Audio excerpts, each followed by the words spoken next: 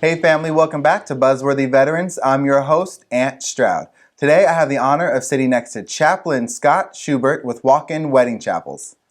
Scott, thank you so much for being here. Ant, thank you for having me. So before we jump into the calling of being a chaplain and what all that meant, tell me where you were stationed. Tell me a little bit about your career.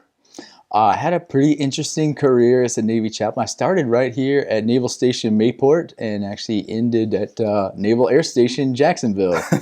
It was an amazing experience. The Navy does the coolest stuff on the planet. Flew in helicopters, ride on boats, saw the globe. It was absolutely amazing.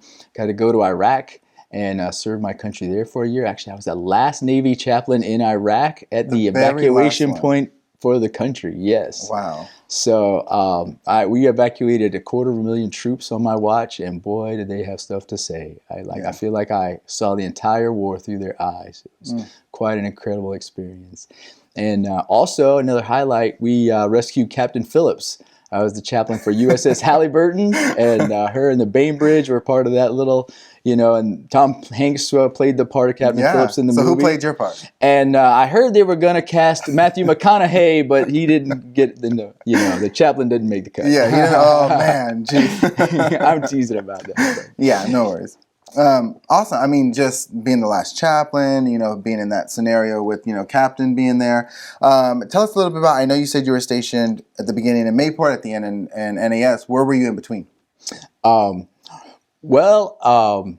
You know how the Navy is. You go here, you go there, you go a lot of places and everything. But the Navy really loves Jacksonville for me, which is interesting that the Navy loved Jacksonville for me so much because I went to Bible college here before I left to go to seminary. Oh my gosh. And I moved from Orlando, went to Bible college, met a wife, got married, went off to seminary, joined the Navy, and the Navy just kept bringing me back. And it's like, okay, Lord, I can see what you're doing here. Jacksonville is probably something for you. Me. Yep. Yeah, absolutely. That's awesome. That's an awesome story.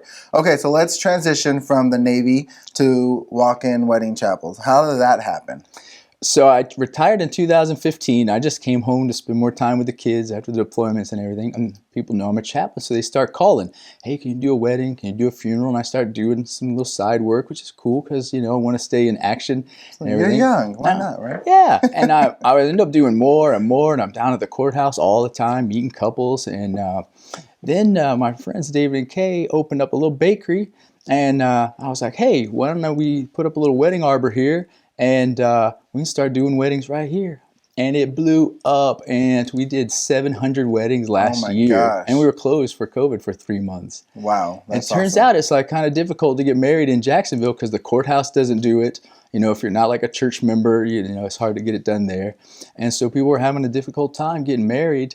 And so a little walk-in wedding chapel worked out perfect. A little $99 deal, and I'm a chaplain, so it comes from the heart. And I love the ministry of it all.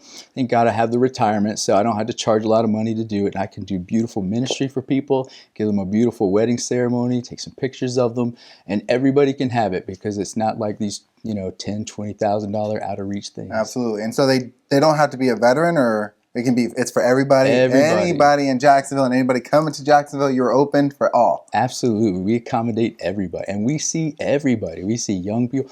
We had 2 19-year-olds come in yesterday. He's in the Marines, she's in the Navy, got married, fell in love, got married. We see people in their 60s sometimes. I think we've had a couple of 70-year-olds come in and get married. I mean, every kind of person you can imagine, every race, every background, it doesn't matter. Like, people fall in love, they want to get married, and we are here to serve them, and we make them very happy. We have over 300 5-star reviews on Google, and never had less than a 5-star review.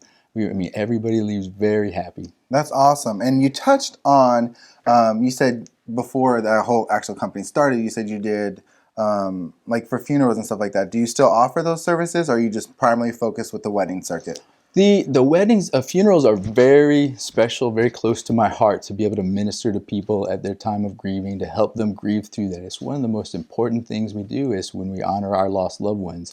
The weddings keep me pretty busy these days, so I don't have much time to do those. But I want to actually bring on another chaplain as we're growing now and get some support with the wedding so I can start to do that more, because that's actually another big unmet need in our community. People, they lose their loved one.